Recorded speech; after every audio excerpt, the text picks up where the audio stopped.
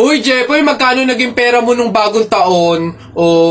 Madami akong naging pera. Nung nagpanabog sa amin, dami kong napulot na barya eh. Tapos meron pa 100, may 20, tsaka 50, ba't ang yabang mo? Parehas lang naman tayo. Ganyan din naman yung naging pera ko nung bagong taon. Yung sa akin nga, iipunin ko eh. Para yung pambili ako ng madaming pellet, tsaka sapatos, tsaka damit eh.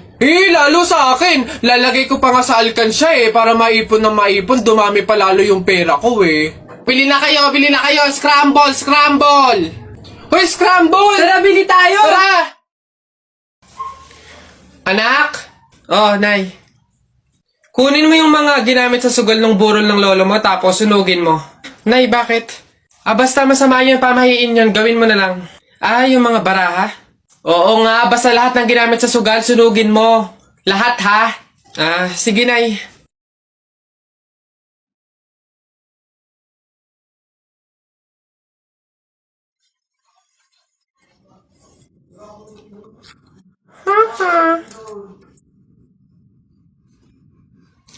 Nasaan yung mga pera dito? Yung mga pinanalo pong pera dun sa sugal ng burol. Sinunog ko na rin po na kasi sabi nyo nga po sunugin ko yung mga ginamit sa sugal eh. Ha?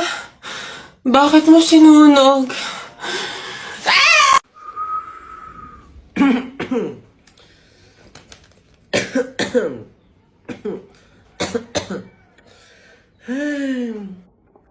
Bagalik eh. Oy! Ano yan? Babe yan na. Lo, pinagsasabi mo? Wala to. Utot, pahipak naman. Sige na. Humipak ka na lang ng humipak sa iba, be.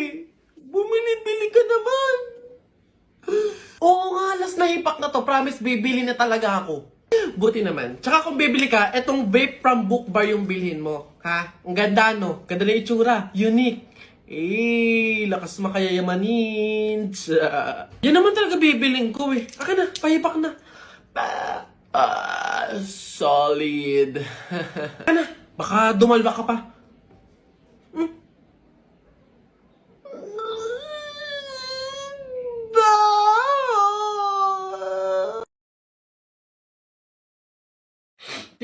Teacher, may tanong po ako sa'yo kung talagang matalino ka sa math. Ay nako, Tutoy, bata ka pa mapapahiya ka na. Kaya nga math teacher mahusay sa math. Ano ba yung tanong mo? Halimbawa, teacher, meron akong 30 pesos. Tapos, bumili ako ng hamburger, 18 pesos isa. Ilan yung sukli ko? Diyos ko, Tutoy, napakadali. 30 pesos minus 18. Edi 12. 12 pesos ang sukli mo. Mali, teacher. Ha? Bakit? Paano mali? 2 pesos lang sukli ko. 20 lang kaya binayad ko. May nakita ka bang 30 pesos na buo? Bola. Talaga ba? Excuse me po. Magtatanong lang po sana. Wala na po kasi yung gravy dun sa gilid. Kukuha po sana kami para sa sausawan namin.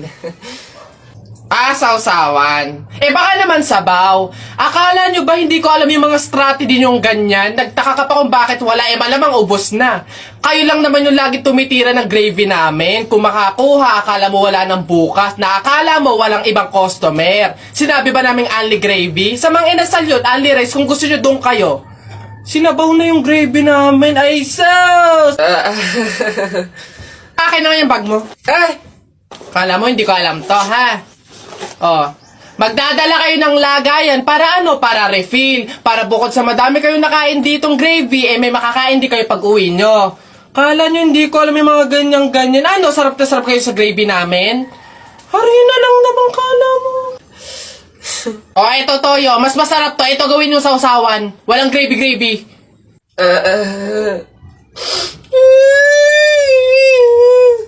Okay girl, ito na. Ang kailangan mo lang, inote mo ha, eyeliner at lip tint lang. Hindi mo na kailangan bumili ng iba pang product. Save money, okay? Simula ngayon, magtitipid ka na. Okay, game? Let's go. Okay, alin ba dito? Yun na lang kaya. Hi! Hi, ma'am! Ganda nyo naman. Ups.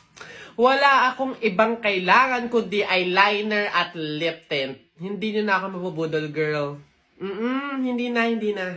Ay, ganun ba, ma'am? Sayang naman yung i-offer kong lipstick. Pang lipstick na nga, blush on, at pang eyeshadow pa, all in one. At limited edition pa na para sa'yo. Sayang naman. Ganun ba? Patingin nga. Ay, ang ganda. Magkano naman to? Ay, ma'am, 599 lang yan. O, di ba? Murang-mura. 599 lipstick lang. Ang mahal naman. Wag na nga. Eh, ma'am, good quality naman kasi. Tsaka nga, limited edition lang yan na alam ko talagang para sa'yo. Bagay na bagay sa'yo. Yung pit na pit sa'yo. Bilhin mo na. Ganun ba? O, sige, akin na nga. Masubukan. Deserve ko naman siguro to. O, last na to, ah. Hi, good day, ma'am. Hi, ma'am. Ah? Why do you say? Yeah, gusto ko kuminis ng balat ko. Moisturize. Babe, tapos ka... Oh! Babe, ano yan? Buwa ka ng siya. Akala ko ba dalawang product lang yung bibilhin mo? Eh, ba't parang buong store na yung binili mo? Ito, ano to? Primer? $7.99? Eh, yung pante mo ang butas, hindi ka makabili ng bago? Hindi, sorry. Kasi kayo mga sales lady doon. Mga budalera. Uy, pre, naihihina ako. Uy, gagi pre, ako din. Tara sa McDo tayo maki-CR. Bawal dito public place eh. Tara. Dito. Yeah, okay. Uy, teka. May pwesto ba kayo dong lamesa? Wala po. Oh, pagkain, umorder ba kayo? Ay, wala din po. Oh, ayun, dali. Alam na namin yung mga ganyan nyo. Hindi naman kayo mga umorder, pero pupunta kayo dito para maki-CR lang. Tapos iiwan yung makalat, iiwan yung madumi, tapos kami yung mapupurwisyo. Hindi na pwede mga ganyan nyo. Kung gusto nyo maki-CR, 20 pesos, sa akin na bayad. Ay, ganun po ba? Sorry po. Ay, ito po, boss. Hindi nyo na kami mauuto. O, yun sa'yo. Ha? Ay, ito po yung sa akin, O, pasok. Oy! Teka, saan ka din pupunta? Sa CR, bakit? Sus, panigurado nakiki-CR lang din to. Again, hindi na po libre ang CR sa McDo. Kung gusto nyo, magbayad kayo ng 20. Buti nga 20 nga lang. Libre na tissue, libre na sabon, libre na tubig. Swerte nyo nga, 20. Akin na. Sorry, what? I am the manager here and who are you? Bago ka lang dito? Ay, sir, sorry, hindi ko po kasi alam. Patay. You're fired.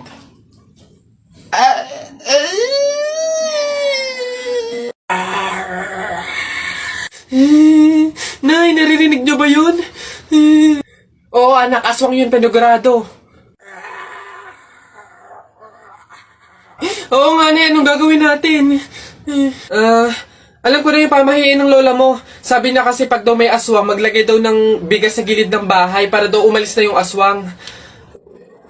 Ito, lagay mo sa gilid ng bahay, anak. Sige, Nay. O, ayan na, umalis ka na, aswang ka! Ayan. Sa wakas, may pangsaing na rin ako. Mga auto-auto, papahin, pamor! Tipid-tipid ng mga to, 1 kilong bigas lang, ano man lang 1 kabang bigas. Saan ba sunod? Ay, ayun.